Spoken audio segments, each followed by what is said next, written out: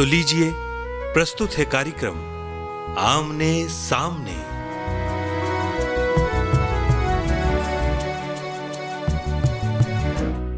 Ninety 90.8 radio Azad Hind पर लीजिए अब प्रस्तुत है कार्यक्रम आमने सामने। आज इस कार्यक्रम में हमारे साथ हैं पद्मश्री डॉक्टर नारायण व्यास जी, वरिष्ठ पुरातत्वविद, जिन्होंने लगभग 4 दशक भारतीय पुरातत्व को समर्पित किए हैं। वर्ष 1972 में भारतीय पुरातत्व सर्वेक्षण से जुड़े और 2009 में अधीक्षण पुरातत्वविद के पद से सेवानिवृत्त हुए। रानी की वाव, सांची, सतधारा, भीमबेटका सहित अनेक महत्वपूर्ण स्थलों पर आपकी खोज, उत्खनन, संरक्षण और शोध कार्य हम सभी के सामने हैं। भारतीय शैलचित्रों के अध्ययन और संरक्षण में आपका विशेष योगदान रहा है। आपके पुरातात्विक जीवन को दिशा देने में आपके गुरु पद्मश्री डॉक्टर विष्णुधर वाकनकर जी की महत्वपूर्ण भूमिका रही है। सेवानिवृत्ति के बाद भी शोध, लेखन और विद्यार्थियों के मार्गदर्शन के माध्यम से आप ज्ञान परंपरा को आगे बढ़ा रहे हैं और हाल ही में आप पद्मश्री से सम्मानित हुए हैं। सर, आपका स्टूडियो में बहुत बहुत स्वागत है। बहुत बहुत धन्यवाद। और जितने भी हमारे सुनने वाले हैं उन सभी को नमस्कार और बहुत बहुत धन्यवाद। जी, श्रोताओं को भी ये अनुमान है कि ये बहुत चिर प्रतीक्षित मुलाकात थी। जरूर जी। सर, आपके गुरु डॉक्टर विष्णुधर वाकनकर जी का आपके जीवन और आपके कार्यों पर गहरा प्रभाव रहा है। उनके साथ काम करते हुए आपको पुरातत्व को समझने की कौन सी ऐसी दृष्टि मिली जो आगे चलकर आपके काम का पूरा आधार बनी? इसके विषय में थोड़ा ये बताना चाहूँगा अपने बचपन की बात। जी। कि जब मैं छोटा था तो ड्राइंग वगैरह बनाया करता था। 9वीं 10वीं क्लास पढ़ता था तो घर में कोई पेंसिल से या कोयले से जगह ड्राइंग बनाता रहता था। तो उसे घर के लोग भी थोड़ा परेशान जैसे हो गए थे कि इतना काला पीला करता रहता है, अच्छा नहीं है। तो उन्होंने सोचा कुछ इन्हें लाइन दी जाए जिससे ये अपना काम कर सके।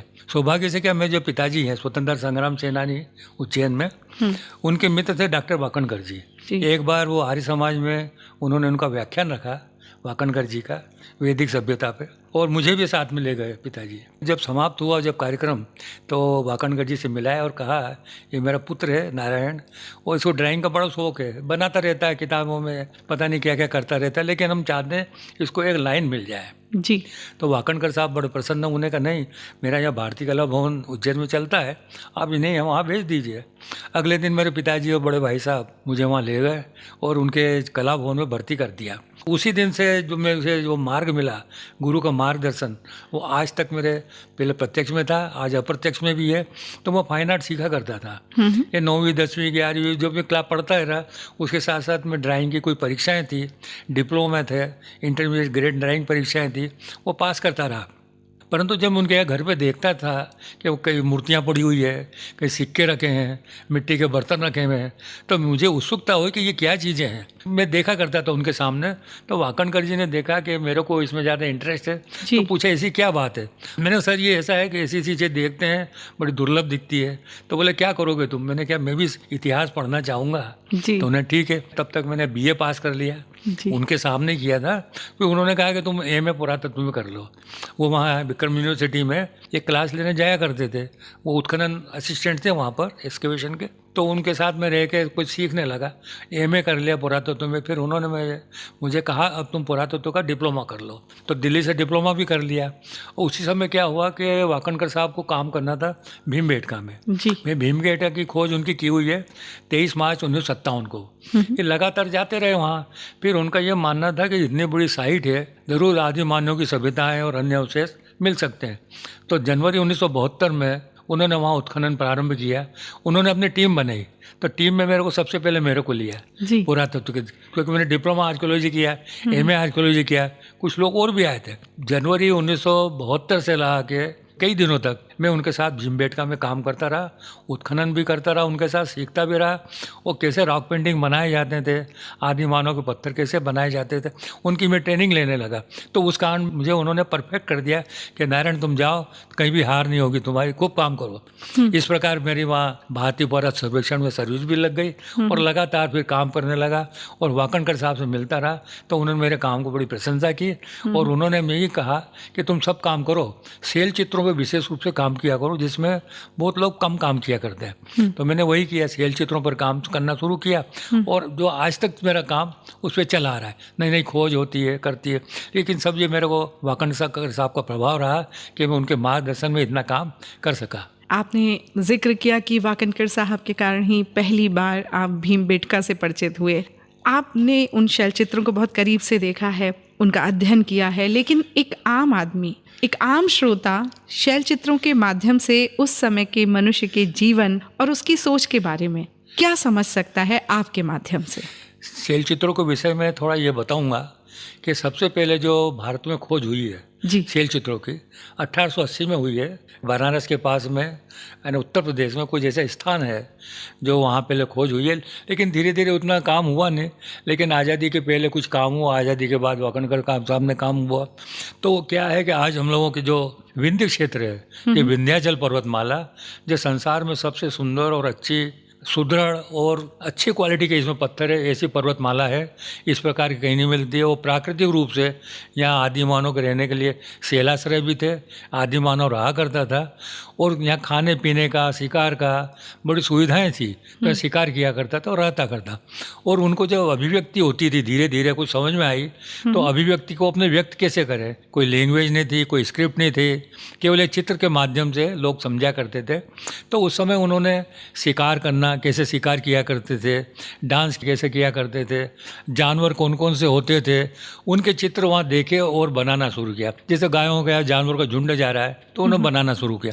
तो वो उन्होंने उस समय जो उनका जो रंग था वो बिल्कुल प्राकृतिक था। आजकल जैसा रंग तो कोई समझते नहीं थे।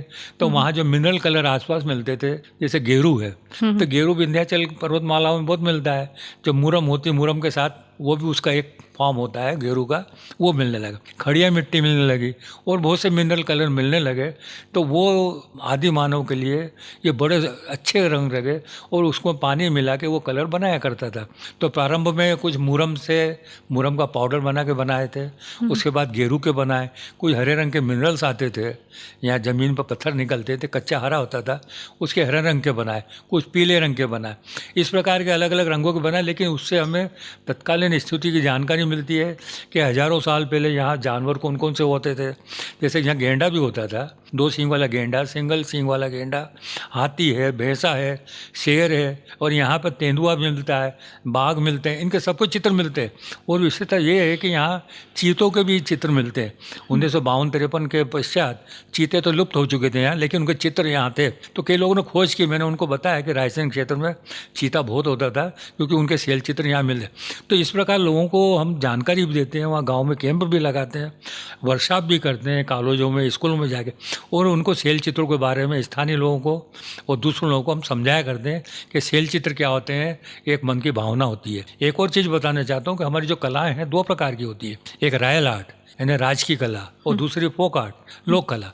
रॉयल आर्ट और ये राजकीय आर्ट जिसमें हम अजंता एलोरा या सांची का स्तूप है या मंदिर वगैरह, ये सब उसमें आ जाती है जो राजा महाराजा अपने हिसाब से बन। लेकिन लोक कला ऐसी होती है जो प्राचीन समय से चली आ रही है, जो गाँव में चलती है, प्रचलित है, उस समय भी चली आ रही थी, आज भी है और चलती रहेगी, जबकि रॉयल आर्ट होती नहीं। लेकिन जो लोक कला है आज भी हमें गाँव में देखने को मिलते हैं, अलग अलग रूप में, स्वरूप थोड़ा बदल जाता, परंपरा वही रहती है यहाँ। लेकिन क्या है, जैसे एक क्षेत्रों में हम जब सर्वे करते हैं, पहाड़ों में या शैलाश्रय देखते हैं, पेंटिंग देखते हैं, आम आदमी वहाँ के ये नहीं पता कि ये रॉक पेंटिंग है क्या है, वो इनको चुड़ैलों की दांतें बोलते हैं। जैसे फीमेल घोस्ट होती है चुड़ैल, कि वो उनका ये कहना है ये चुड़ैलों ने चित्र बनाए हैं, ऐसी लोगों की धारणा है। तो लोगों को मन में भय भी रहता था, इस भय के कारण के वो चीज़ें सुरक्षित भी रही। तो वहाँ अभी भी हम लोग जाते हैं तो उनसे हम पूछते हैं रॉक शेल्टर कहाँ है या शैलाश्रय कहाँ है, तो वो समझते नहीं थे। तो वो तो भाई चुड़ैल की दांत कहाँ देखने को मिलेगी, तो झट बताते कि भाई उस पहाड़ी पर जाओ, वहाँ बहुत सी गुफाएं, चुड़ैल की दांत है उसके अंदर, दांतें बोलते हैं, टोले बोलते हैं, ये जन भाषा में है। तो लोगों की उससे कोई धार्मिकता भी जोड़ रखी है, कुछ अपने पुरानी परम लोक कलाओं से जोड़ के इस प्रकार की उनकी कथाएं वहाँ जोड़ रखी है। वहाँ पे जो ग्रामीण जीवन संबंधित जो चित्र हैं वो मिलते हैं। लेकिन इन लोगों में जो कलाकार भी होते थे जनजातियों के, जिन्होंने रॉक पेंटिंग बनाया, वो जो देखते थे वो बनाते भी थे जी। आज भी अभिव्यक्ति वैसे पहले भी होती, जैसे सेनाएं जा रही हैं यहाँ से, क्योंकि पहले पास में राजमार्ग था, तो राजमार्ग रॉयल प्रोसेसन चलते रहते राजा महाराजाओं के, तो वो देखा करते थे रॉक पेंटिंग में उन्होंने उनको बनाया, कैसी सेनाएं जा रही है, कैसे घुड़सवार जा रहे हैं, कैसे सैनिक जा रहे हैं, कैसे उनको हाथ में हथियार है, लिख तो सकते नहीं, तो उन्होंने चित्रों के माध्यम से उन गुफाओं में बनाए, जिससे हमें पता चलता उस समय किस प्रकार की जो परंपराएं थी, ये युद्ध कैसे होते थे, उनकी जानकारी मिलती है।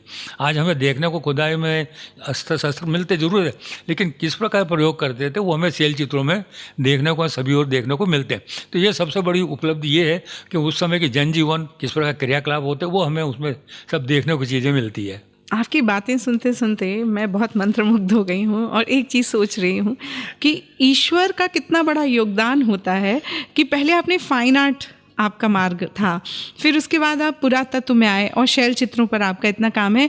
सर, तो मुझे लगता है कि आप फाइन आर्ट के कारण भी आपको अपने काम में शायद बहुत मदद मिली। नहीं, मेरे को बहुत मदद मिली फाइन आर्ट की, क्योंकि मैं देखता था वाकणकर साहब को, खुद आर्टिस्ट थे, मूर्तिकार थे, सब थे। जहाँ जाते हाथ से स्केच बनाते थे, तो वो मेरे को वरदान मिला उनका कि मैं भी उनको देख के वो कैसे स्केच बनाते मैं भी बनाना सीख गया। मैं भी बनाता रहता। मैंने अपने जो थीसिस लिखी है पीएचडी के बाद जो डिलीट मैंने किया है वो रॉक पेंटिंग में किया है भोपाल क्षेत्र में, तो जितने ड्राइंग उसमें है वो मैंने अपने हाथों से ही बनाए जी। कई जगह मैं मूर्तियों का इनका काम करने जाता भी था, बाई चांस कैमरा खराब हो गया तो वो मूर्ति को बनाना या कौन आएगा बाद में, तो वो मूर्तियों की भी हाथ से ड्राइंग बना के अपने रिकॉर्ड में रखता था।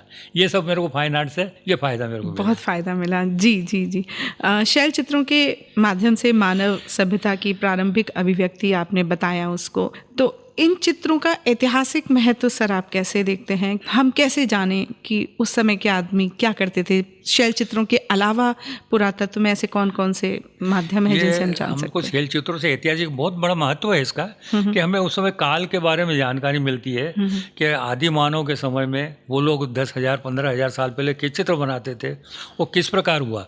हम प्रारंभिक जो चित्र देखते हैं हमें वो जानवरों के चित्र मिलेंगे, शिकार करते हुए मिलेंगे, हिरण है, तेंदुआ है, शेर है, जो मिलते हैं, लेकिन कई पुराने चित्रों में घोड़े हमको देखने नहीं मिलेंगे।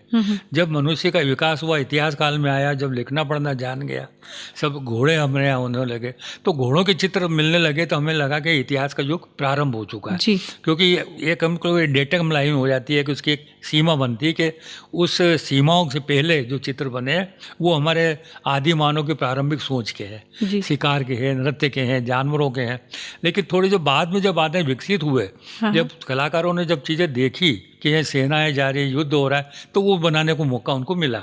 उस समय ये सब चीज़ें नहीं होती थी। उसका वजह चालू हुई तो एक हमें एक पक्का पता चला इतिहास की जो जानकारी जो राइटिंग में शुरू हुई हाथी घोड़ों के चित्र से हो जाती है कि किस प्रकार घुड़सवार होते थे, रथ में कैसे जोते जाते थे, ये सब उनसे जानकारी मिलती है, जबकि पुराने चित्रों में नहीं मिलती। जैसे हमें साहित्य में चतुरंगिणी सेना मिलती है, हाथी की मिलती है, घोड़ों की मिलती है, पैदल सेना मिलती है, ये सब हमें इतिहास की एक महत्व बताती है कि यहाँ से 2000-3000 साल पहले इस टाइप से सेनाओं का प्रारंभ हो चुका था। जैसे चतुरंगिणी सेना हम महाभारत या रामायण के समय कहते हैं, वो उनकी जानकारी पूरी उसमें हमें मिलती है। जब आप किसी भी साइट पर खोज के लिए और खनन के लिए जाते हैं, चुनौतियाँ क्या होती हैं? बहुत होती है, उसमें जान जोखिम भी रहती है। हम देखते हैं कि जितने प्राचीन सभ्यता है नदी किनारे बसी हुई है, जैसे हम सिंधु घाटी सभ्यता कहेंगे, सरस्वती की कहेंगे, नर्मदा कहेंगे, बेतवा कहेंगे, ये जितनी क्या है मनुष्य के लिए पानी बहुत आवश्यक होता था, तो नदी किनारों मकान बना के रहा करते थे।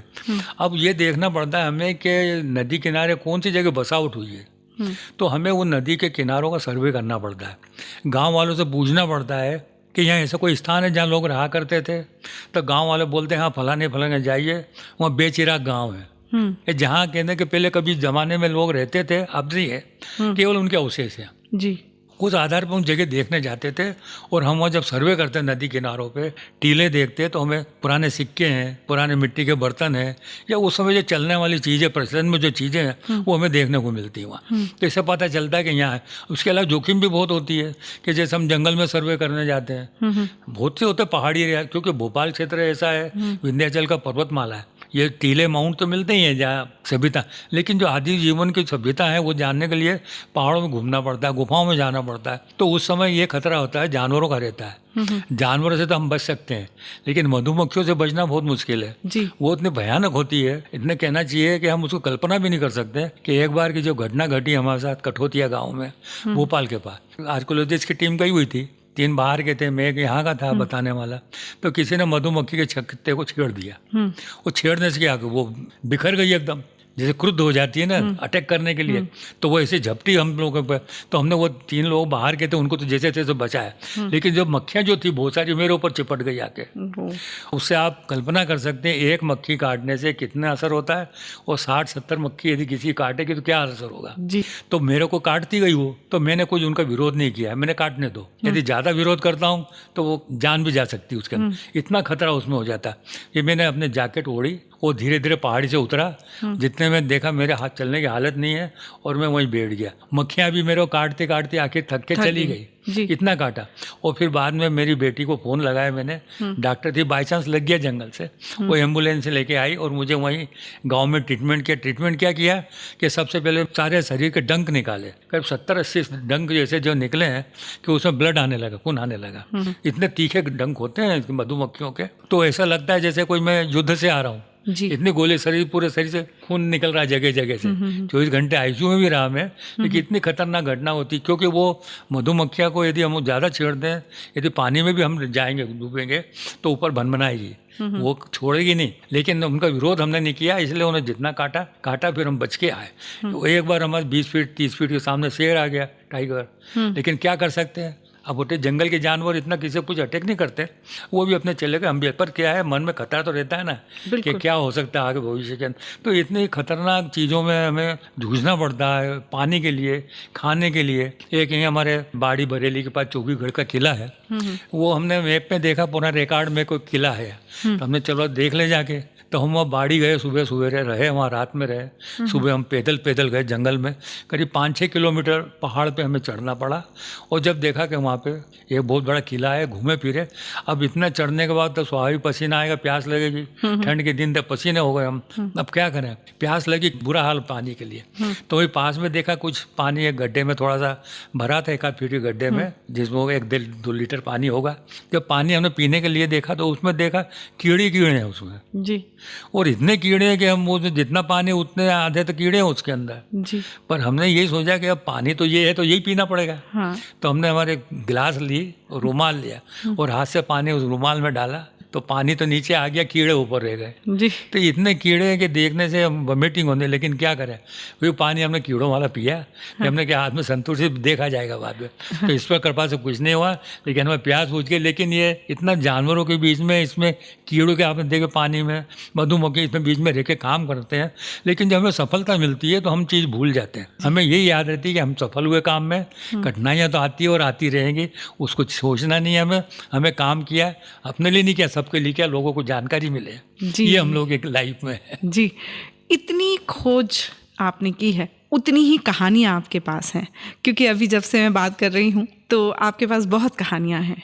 अगर मैं बोलूँ तो सबसे रोमांचकारी खोज कौन सी मानते हैं आपकी नज़र में? काम तो सभी जगह किया है। रायसेन जिले में 250-300 गांव सर्वे किया है। पोस्टिंग मेरी कई जगह रही, गुजरात में भी रही। हाँ। गुजरात में 7 साल रहा। हाँ। तो वहाँ मुझे एक ऐसा काम दिया जिसे हम रानी की वाव बोलते हैं। हाँ। आपसे बताया ना। हाँ। कि जब मेरी पोस्टिंग 1981 में बड़ौदा में हुई, गुजरात सर्कल के अंदर, तो मुझे काम दिया कि रानी की वाव का उत्खनन करना है। तो उस समय थोड़ा कुछ काम हुआ था, लोगों ने किया था, करीब 20-25 फीट खुदाई की थी, लेकिन वो लोग काम देख के लोग चकरा जाते थे, काम किया नहीं पड़ा रहा।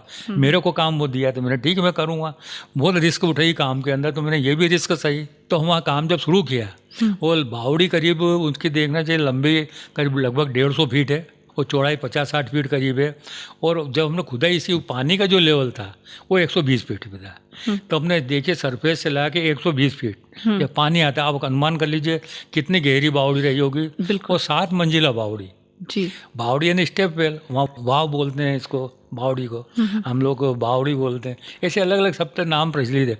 तो खुदाई जो हमने की तो इसमें बहुत मूर्तियाँ मिली, कोई यथास्थान लगी हुई दीवारों में लगी, कुछ ऐसी जगह जगह मिली, लेकिन हम पूरा काम किया। इतना मलबा निकला उसमें से, हजारों ट्रक पे मलबा निकला होगा जी। आप कल्पना कर सकते हैं इतनी बड़ी बावड़ी, उसमें मलबा निकालना कितना टाइम लगा। वाकनकर साहब भी उस समय काम देखा उन्होंने सरस्वती वेल की खोज में, बोले तुम तो इसमें PhD कर सकते हो, इतना काम है ये। तो मेरे को तो फिर उन्होंने कहा कि चलो ठीक सर आप कह रहे हैं तो कर लेते हैं। तो उन्होंने उसके सिनाप्सस भी बना के दी मेरे को। अरे वाह। हालांकि मैंने भोपाल में आके पीएचडी की ट्रांसफ़र होने के बाद, लेकिन यहाँ पे पूरा काम किया। उस बावड़ी खुदाई में पूरी दीवार में सब जगह निकली मूर्तियाँ 1500 थी, 1500 मूर्तियाँ। और इतनी मूर्तियाँ थी कि उसको एक तो पहचानना मुश्किल लोगों का, लेकिन मैंने एक एक मूर्ति की पहचान की। कौन से देवी देवता हैं, उनका क्या नाम है, एक शिव है तो क्या नाम है, विष्णु है तो कौन कौन से स्वरूप, ये सब पूरे मैंने रिकॉर्ड तैयार करके डिपार्टमेंट में 1500 पेज की रिपोर्ट दी। लेकिन एक एक मूर्ति को मैंने आइडेंटिफाई किया, प्रचार किया, तो लोगों को लगा इतने भव्य बावड़ी किसने बनाई होगी।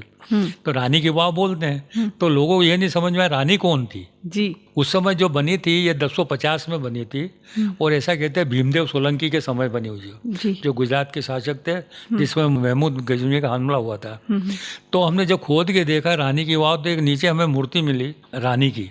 तो वो रानी जो उदयमती नाम की थी, जो भीमदेव की पत्नी थी, उसमें नाम लिखा है महाराजी उदयमती, श्री उदयमती।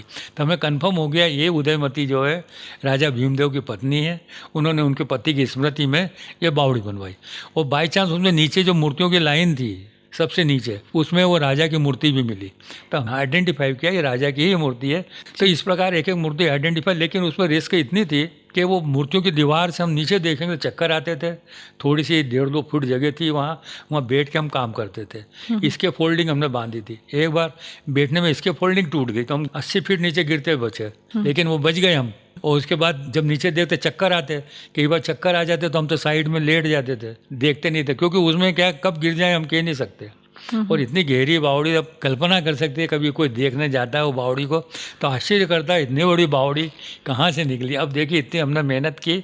और फिर रिटायरमेंट के बाद में हम इंडिया यूनेस्को की कमेटी थी ASI की, उसमें हमें लिया गया वर्ल्ड हेरिटेज के लिए, जो रानी की वाव को लेना था। तो 2014 में हुई और हमें लगा कि हमारी मेहनत सफल हो गई। और ज़्यादा बहुत प्रसन्नता जब हुई कि 100 रुपये के नोट पे उस बावड़ी का चित्र आया। जब हमें लगा कि रानी की वाव पाटन, तो मन में हमें इतनी प्रसन्नता हुई कि हमारा जो काम है जी वो सामने दिख रहा है। हमें भले कोई जानता ना हो, लेकिन हमारी काम जो है सामने दिख रहा है, जो आज के समय में हर व्यक्ति के जेब में 100 का नोट होता है जी, वो चीज़ है। जी, आप जब बता रहे हैं तो मेरे रोंगटे खड़े हो रहे हैं कि कोई काम जब आप करने की शुरुआत करते हैं और जब इस तरह का प्रतिफल मिलता है तो मन कितना भावुक हो जाता है। बहुत ही, मैंने कहना चाहिए जो सुनता है वो यही कहता है कर कितना जोखिम तो होती है हर काम में। जी जी। अब नारियल भी हम तोड़ेंगे कितना कठोर होता है, जब टूटने के बाद जो उसमें पानी मिलता है मीठा होता है, तो बड़ा जितने भी तोड़े जो चोट लिए वो सब भूल जाते हैं। लेकिन आपकी चुनौतियां जब सर हम सुन रहे हैं, तब मैं ये ज़रूर जानना चाहूँगी कि आधुनिक तकनीकों के उपयोग से क्या पुरातत्वविदों के लिए कुछ आसानी होगी? आधुनिक समय में कंप्यूटर का और एक ऐसी चीज़ों का आ चुकी हैं जिसमें मदद मिलती है, लेकिन जब मैनुअल काम होता है हाथों से, वो तो हाथ से ही करना पड़ेगा।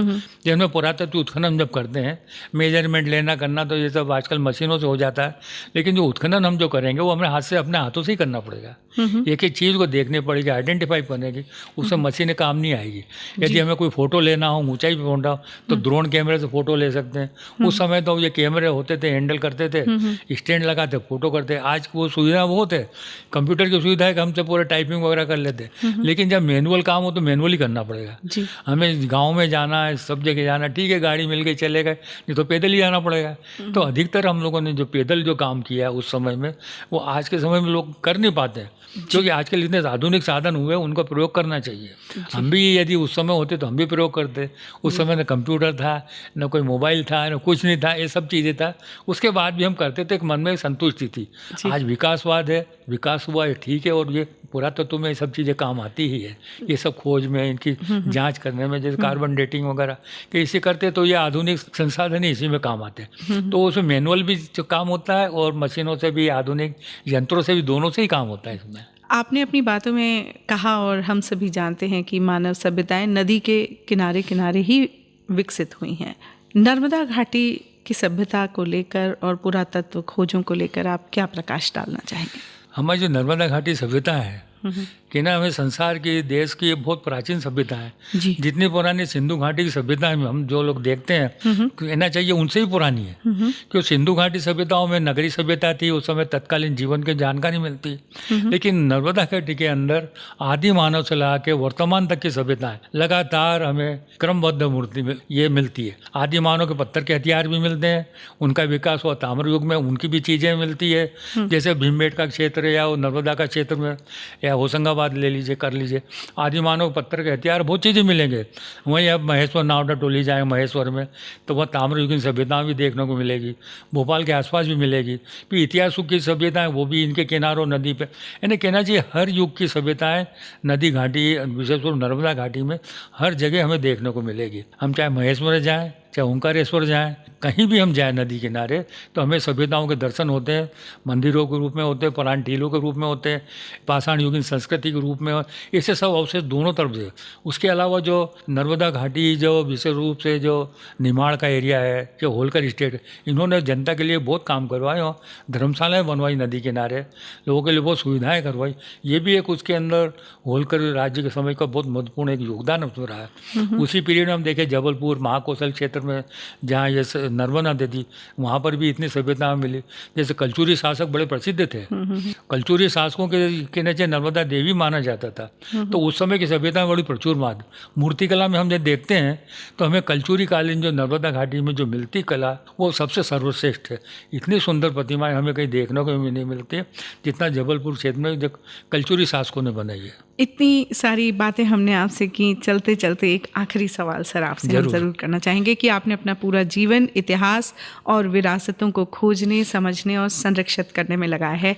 आज जब आप पीछे मुड़कर देखते हैं तो आपको क्या लगता है हम अपनी विरासतों से सबसे बड़ी सीख क्या ले सकते हैं? हमें विरासत से बहुत सीख मिलती है। हमें ये मिलती है कि प्राचीन समय में सभ्यताएं कितनी थी, कितनी विकसित हुई। आज हम सभ्यताओं को कैसे सहेजें? हमने काम तो बहुत कर लिया, लोगों ने बहुत कर लिया, अब सहेजना बहुत बड़ी बात है। और उस धरोहर के प्रति जागरूक होना बहुत ज़रूरी है कि हम जो इतनी खोज हो चुकी है उनको ऐसे संभाल के रखें। तो हमारा ये उद्देश्य भी है कि जनता को, बच्चों को, विद्यार्थियों को या शोधार्थियों को या पर्यटकों को इतना जागरूक करें कि जो हमारी जो खोज की हुई चीज़ें हैं हम लोगों की या वन पुरातत्व है उसको कैसे संभालें ताकि वो भविष्य में आने वाली पीढ़ी के लिए भी यथावत मिल सके। ऐसा हम लोग प्रयास करते हैं और सभी लोगों को ये करना चाहिए कि उनके क्षेत्र की जो भी कलाएँ हैं या जो भी अवशेष हैं उनको सुरक्षित रखें। जितनी खोज हो चुकी है वो योगदान दें। सरकार अपने तरफ से काम करती ही है तो उसमें जनता का योगदान, जनता की भागीदारी बहुत बड़ी होती है, ऐसा मेरा मानना है। और दूसरा क्या है, हम यदि इतिहास को भी जानें, लोगों से, विद्यार्थियों से ये भी अनुरोध करेंगे कि अपने परिवार का इतिहास भी जानें। हमारे घरों में बहुत ऐसे चीज़ें होती है जिनका हम महत्व नहीं समझ रहे हैं। जैसे पीतल के, तांबे के बर्तन पुराने हमारे घरों में रहते हैं, हम लालच और उन बेच देते हैं, उनके जो नए चमकने वाले बर्तन ले लेते हैं। उससे क्या होता है कि हमारे पूर्वजों के जो बर्तन है, धरोहर है, वो सब चली जाती है। कई लोगों के हस्तलिखित ग्रंथ रखे होते हैं, वो समझते हैं काम के नहीं तो पानी में बहा देते हैं। पुराने पत्राचार होते हैं, पुराने अखबार होते हैं, ऐसे बहुत से पुरानी चीज़ें होती है परंपरागत, उसको हम नष्ट करते जाए। हम चाहते हैं लोग उनको संभाल के रखें, किसी को न दें, अपने घर में एक सजा के रखें, बता के रखें ये हमारी 4 पीढ़ी वाले बर्तन है कि उनके 5 पीढ़ी वाले वो समय का ये पत्र है, ये उस समय किताब है। तो अपने घर के धरोहर यदि पुराने सिक्के भी पड़े रहते हैं लोगों में तो वो समय की तत्कालीन अर्थव्यवस्था की भी हमें जानकारी मिलती है। तो इस प्रकार के सहेज के घर में ही लोग अपने घर में भी छोटा संग्रहालय बना सके ताकि लोगों के मेहमान आके देख सके कि इनका घर कितना प्राचीन है, इनके पूर्वज कितने संपन्न थे। ये सब चीज़ें मैं कहना यही चाहूँगा सभी से कि इस प्रकार जरूर योगदान दें अपनी संस्कृति को, धरोहर को बचाने के लिए। जी सर, आपके सामने थोड़ी सी हिमाकत कर रही हूँ कि मैं लोगों से कुछ कह सकूँ इस कार्यक्रम के माध्यम से कि शैल चित्रों का आपने इतना अध्ययन किया है। लोग जब भी किसी ऐसी जगह पे जाएं, हेरिटेज साइट्स पर आप जाएं, तो कृपया आप उन शैल चित्रों का ख्याल रखें, अपनी तरफ से पत्थरों से कुछ भी लिख कर ना आए। ये कहीं ना कहीं हमारी संस्कृति को, हमारी विरासत को सहेजने में एक, मुझे लगता है, रास्ते का रोड़ा साबित होता है। लोग जहाँ जाते हैं वहाँ गंदगी कराते हैं या कुछ भी लिख आते हैं। ये चीज़ शायद हमें समझनी होगी कि हमें अपनी विरासतों को संभाल के रखना है। सर, आज की इस बेहद महत्वपूर्ण और ज्ञानवर्धक बातचीत के लिए आपका बहुत बहुत आभार। आपने हमें पुरातत्व को केवल अतीत के अध्ययन के रूप में नहीं, बल्कि अपनी सांस्कृतिक स्मृति और पहचान को समझने के माध्यम के रूप में देखने की दृष्टि दी। एक बार पुनः आपके स्वास्थ्य की कामना करते हैं और आपका बहुत बहुत धन्यवाद देते हैं। आपके अनुभव, आपके शोध से हम सब और आने वाली पीढ़ियां ज़रूर समृद्ध होंगी। जरूर, धन्यवाद सभी को, सभी सुनने वालों को। आमने सामने।